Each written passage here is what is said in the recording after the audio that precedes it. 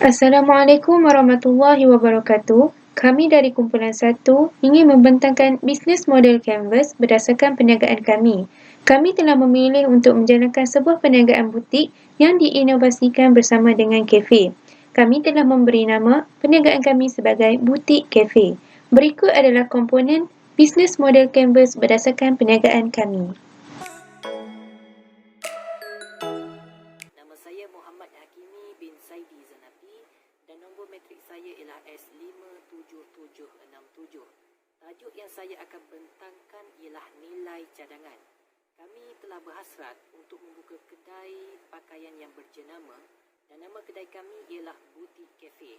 Kami telah menerapkan 4 nilai cadangan yang utama untuk meningkatkan kepuasan pelanggan terhadap produk kami. Antara nilai cadangan tersebut ialah jenis rekaan pakaian yang berkualiti tinggi dan terhad, di mana dalam penghasilannya kami telah mengupah pekerja yang berpengalaman dan berkemahiran tinggi dalam menghasilkan pelbagai jenis rekaan pakaian. Dalam pada itu, kami juga menggunakan fabrik yang berkualiti tinggi yang diimport khas daripada luar negara untuk memuaskan hati pelanggan. Nilai cadangan seterusnya ialah harga mampu milik.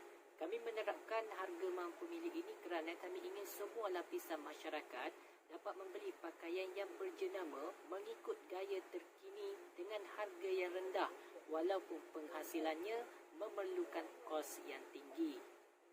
Di samping itu, kami juga menyediakan sebuah kafe yang bertemakan vintage di mana menu western yang dihasilkan setiap minggu adalah berbeza mengikut tema negara. Kewujudan kafe ini sedikit sebanyak dapat memberi ruang kepada pelanggan untuk menjamu selera sambil melihat pakaian-pakaian yang ada pada butik kami. Akhir sekali, kami juga melakukan penjualan kepada pihak ketiga untuk meluaskan lagi produk kami ke seluruh Malaysia. Antara pihak ketiga yang kami sasarkan ialah seperti peniaga di kafe, peniaga pakaian dan lain-lain. Hal ini adalah bertujuan untuk meningkatkan lagi nama kedai dan produk kami ke persada dunia. Okay, nama saya Nurul Aini Nadia binti Nazri, S50756. Segmen pelanggan kami adalah sangat mudah, di mana faktor-faktor yang dipraktikkan adalah umum supaya penerimaan produk kami terhadap semua masyarakat lebih terjamin. Faktor yang pertama adalah mass market. Mass market adalah pemasaran besar-besaran yang bermaksud tiada pengkhususan pelanggan. Pemilihan produk kami bukan hanya bergantung kepada setengah masyarakat seperti golongan muda, tetapi mementingkan kesesuaian kepada seluruh lapisan masyarakat dan jantina, selagi mereka meminati fashion dan makanan. Kami akan memberi lebih perhatian terhadap kawasan yang berpopulasi tinggi. Keutamaan diberi kepada bandar-bandar besar di mana masyarakat lebih tertumpul seperti Shah Alam dan Kuala Lumpur. Faktor yang ketiga adalah multi-sided platform di mana kami menyediakan perkhidmatan yang mudah ketika sebarang urusan. Contohnya, urusan pembayaran dengan menggunakan kad debit atau kad kredit. Nama saya Nurlaida Balkis binti Zulkifli, nombor metrik S57717. Saluran bermaksud bagaimanakah syarikat berkomunikasi dan menjangkau pelanggan bagi menyampaikan tawaran nilai kepada segmen pelanggan. Kami menggunakan dua jenis saluran iaitu secara maya dan fizikal. Kami menggunakan secara maya kerana secara maya kosnya lebih rendah dan maklumat dapat disampaikan dengan lebih cepat dan mudah. Iaitu pada waktu lapang sekarang, masyarakat negara kita lebih banyak menghabiskan masa mereka di media sosial. Ini menjadikan kami dapat menghantar maklumat kepada pelanggan 24 jam. Okey. Dan kami juga memilih secara fizikal kerana kami dapat memberitahu pelanggan kami dengan lebih baik tentang produk kami. Dan seterusnya ialah fungsi saluran kepada perniagaan kami ialah memberi kesedaran kepada pelanggan terhadap produk yang kami tawarkan dan membantu pelanggan untuk memahami dan menilai kelebihan dan keunikan produk yang kami tawarkan. Saya Aina Syafiqah binti Abu Khairi akan menerangkan laporan BMC yang telah kami buat, iaitu isi yang keempat, Customer Relationship. Customer Relationship adalah hubungan di antara peniaga dan pelanggan di dalam segmen perniagaan. Okey, ada 5 perkara yang kita perlu tahu di dalam Customer Relationship. Yang pertama adalah Personal Assistant, iaitu membantu pelanggan semasa proses pembelian dan selepas pembelian. Di butik kafe kami akan menerangkan pelanggan baju yang laris dan makanan yang laris di kafe kami. Yang kedua adalah self-service, di mana organisasi kami telah menyediakan peralatan untuk pelanggan melayan diri mereka sendiri. Di mana pelanggan boleh mengambil sudu garpu sendiri dan tisu serta boleh memilih pencuci mulut sendiri dengan sendirinya. Yang ketiga adalah combination online service, di mana pelanggan boleh memesan order di aplikasi e-dagang seperti GrabFood, Foodpanda, Bungkusit dan lain-lain. Yang keempat adalah online community, di mana kami meminta maklum balas daripada pelanggan tentang mereka apa yang perlu diubahkan atau ditambah baikkan. Ini bagi dapat membantu menambah baikkan servis kami di dalam perniagaan kami. Yang kelima adalah co-creation, di mana perniagaan dan seseorang individu pelanggan bersetuju untuk mempromosikan perniagaan kami di dalam media sosial seperti YouTube. Ini dapat menarik pelanggan. Okay, seperti di butik kafe kami telah memanggil influencer ataupun artis untuk mempromosikan perniagaan dan perniagaan kami di dalam media sosial mereka ataupun YouTube. Ini lagi dapat tarik pelanggan untuk datang ke kedai kami yang siapa yang tidak pernah mengunjunginya. Nama saya Lee Wing Keong dan nombor metrik saya adalah S58391 dan perniagaan butik kafe kami. Aliran pendapatan utama adalah dari jualan produk makanan dan minuman yang dijual di premis perniagaan kami. Kedai kami menyediakan kopi dan kek dengan menggunakan mesin yang berteknologi tinggi dan dijual kepada pelanggan. Oleh itu, ini telah menjadi aliran pendapatan yang sangat penting untuk kedai kami. Selain itu, kami menjual biji kopi import yang berkualiti tinggi kepada pelanggan. Biji kopi import kami adalah dari Blackshell dan penjualan ini boleh menjadi satu aliran pendapatan dalam kedai kami. Seterusnya, pelanggan perlu membayar kos untuk bilik peribadi mengikut masa yang telah digunakan. Pembayaran tersebut juga boleh menjadi pendapatan sampingan untuk kedai kami. Tambahan pula, pembayaran kehilangan bahan cetak akan dikenakan oleh peminjam. Kami telah menyediakan buku, majalah, novel dan sebagainya di perpustakaan mini butik kafe. Pelanggan meminjamnya tetapi perlu membayar semula jika berlaku sebarang kehilangan bagi pinjaman tersebut. Setiap pinjaman akan dilakukan dan pembayaran tersebut akan dikenakan 10% lebih daripada harga asal bahan tersebut. Bayaran tersebut akan dijadikan sebagai pendapatan tambahan di butik kafe. Nama saya Wanur Akila Betul Azmin, nometrik S57844. Bahagian saya adalah key activity ataupun aktiviti utama. Aktiviti pengeluaran pertama adalah kami akan bekerjasama dengan tukang masak serta pereka fashion yang berpengalaman untuk membantu kami dalam menjayakan atau melancarkan perniagaan butik kafe kami. Iaitu kami juga menerima nasihat daripada tukang masak kami untuk memilih menu yang sesuai untuk dalam perniagaan kami, untuk kafe kami.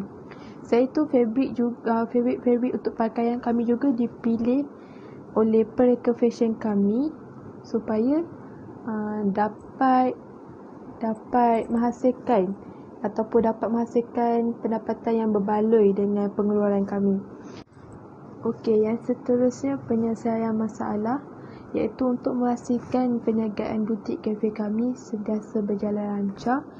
Oleh itu, kami telah membagikan tugas mengikut pengurusan masing-masing agar perniagaan kami berjalan dengan lancar. Oleh itu, yang pertama, pengurusan inventory, di mana di bawah pengurusan inventory ini akan menjaga stok-stok butik seperti baju, seperti aksesori kami akan diuruskan dengan pengurusan inventory pakaian kami. Manakala pengurusan inventory bagi kafe kami pula akan memastikan stok-stok kami, bahan-bahan mentah kami sampai pada waktunya. Seterusnya, pengurusan keuangan di mana bahagian ini adalah akan memastikan setiap pengeluaran akan mendapat balikkan modal yang dapat membalikkan modal keuntungan. Pengeluaran berapa pengeluaran dan juga berapa income yang masuk dalam perniagaan kami. Akhir sekali, pengurusan pekerja, di mana pengurusan pekerja ni telah dititik beratkan oleh semua, iaitu setiap pekerja akan mendapat gaji. Saya Nur Rashikin dan akan membentangkan poin yang seterusnya, iaitu key resources. Key resources ataupun sumber utama merupakan aset yang penting yang diperlukan untuk memastikan perniagaan boleh berjalan dengan lancar. Ianya terdiri daripada sumber fizikal, sumber kewangan dan sumber intelek. Pertama sekali adalah sumber fizikal. Sumber fizikal yang pertama adalah sebuah premis untuk menjalankan perniagaan. Sudah semestinya bagi butik kafe untuk mempunyai sebuah premis dan pengangkutan untuk menjalankan operasi perniagaan. Premis perniagaan adalah tempat utama untuk bahagian pengurusan seperti proses mempromosi produk. Ini juga termasuk bilik khas yang disediakan untuk menyimpan barangan tempahan sebelum dihantar kepada pelanggan yang membeli secara atas talian. Pengangkutan akan digunakan untuk servis penghantaran. Untuk servis penghantaran, motosikal, van dan lori adalah diperlukan. Sumber seterusnya adalah sumber kewangan. Dalam menguruskan sebuah perniagaan, aspek yang penting adalah sumber kewangan. Ini akan menjadikan pelaburan sebelum menjalankan sebarang perniagaan. Untuk perniagaan butik kafe kami bergantung kepada pinjaman bank dan kredit daripada pembekal sebagai sumber kewangan. Ini termasuk semua kos pengurusan dan kos operasi untuk perniagaan ini. Sumber yang terakhir adalah sumber intelek. Bahagian sumber ini adalah memastikan hak cipta produk kami terjamin. Hal ini bermakna sebarang syarikat atau kilang yang mahu mengambil atau menjual produk dari butik kafe perlu membayar yuran hak cipta kepada syarikat kami. Ini sangat penting bagi memastikan kualiti produk kami terjamin dan dijual secara sah di bawah lesen perniagaan kami. Ini sangat ditekankan dalam produk pakaian keluaran perniagaan butik kafe kami. Peraturan hak cipta ini untuk menjaga pengeluaran produk kami dan nama perniagaan kami akan diketengahkan sebagai pengasas produk. Ini juga akan membawa kepada imej yang baik kepada perniagaan kami di peringkat global dan mampu meningkatkan pendapatan perniagaan kami. Nama saya Maizan binti Muhammad Mihinding, nombor materi S57886. Saya akan membentangkan key partners, rakan kongsi utama yang terlibat dalam perniagaan butik kafe kami yang telah kami jalankan. Antara pembekal bahan mentah yang terlibat dalam perniagaan butik kafe kami adalah pembekal bahan mentah dari industri fashion dan juga pembekal bahan mentah dari industri makanan. Pembekal bahan mentah dari industri fashion membekalkan fabrik yang berkualiti tinggi, stok yang mencukupi, pada harga yang berpatutan serta penggunaan teknologi moden seperti mesin jahit.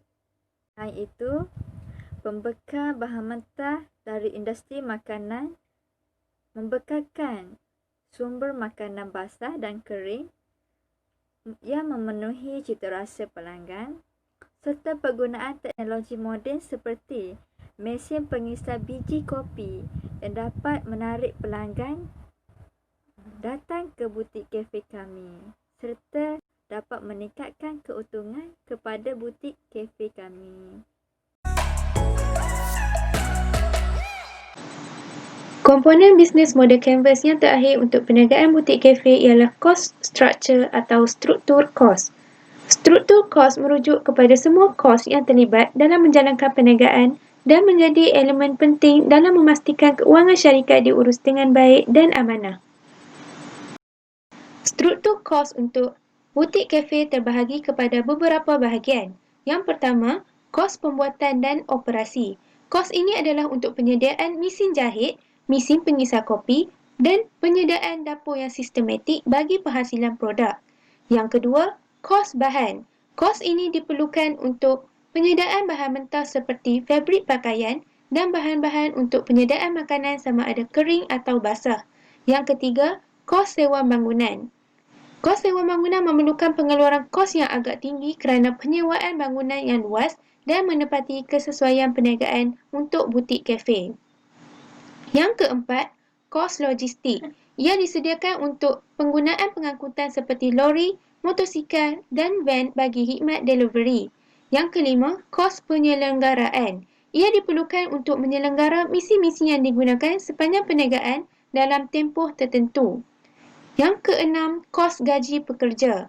Ia dikeluarkan setiap bulan bagi membayar kaki tangan dan staf bergantung kepada kedudukan pekerja.